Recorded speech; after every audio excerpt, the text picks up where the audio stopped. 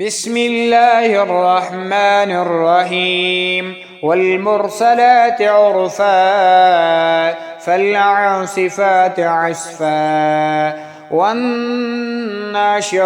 نشرا فالفارقات فرقا فالملقيات ذكرا عذرا أو نذرا إنما توعدون لواقع فإذا النجوم طمست وإذا السماء فرجت وإذا الجبال نسفت وإذا الرسل أقتت لأي يوم أجلت ليوم الفصل وما أدراك ما يوم الفصل ويل يومئذ للمكذبين ألم نهلك الأولين ثم نتبعهم الآخرين كذلك نفعل بالمجرمين ويل يومئذ للمكذبين ألم نخلقكم من ماء مهين فجعلناه في قرار مكين إلى قدر معلوم فقدرنا فنعم القادرون ويل يومئذ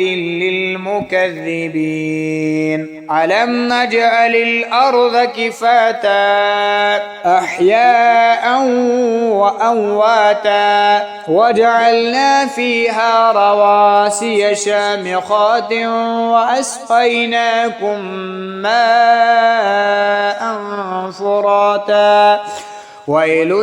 يومئذ للمكذبين انطلقوا إلى ما كنتم به تكذبون انطلقوا إلى ظل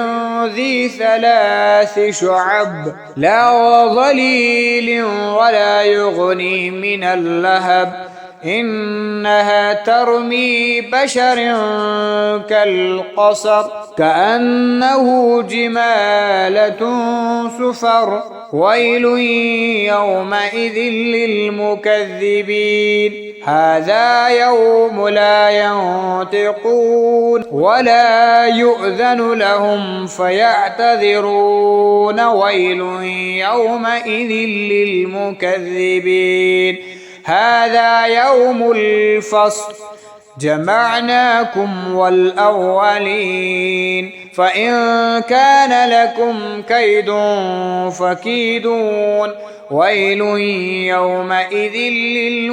للمكذبين إن المتقين في ظلال وعيون وفواكه مما يشتهون كلوا واشربوا هنيئا بما كنتم تعملون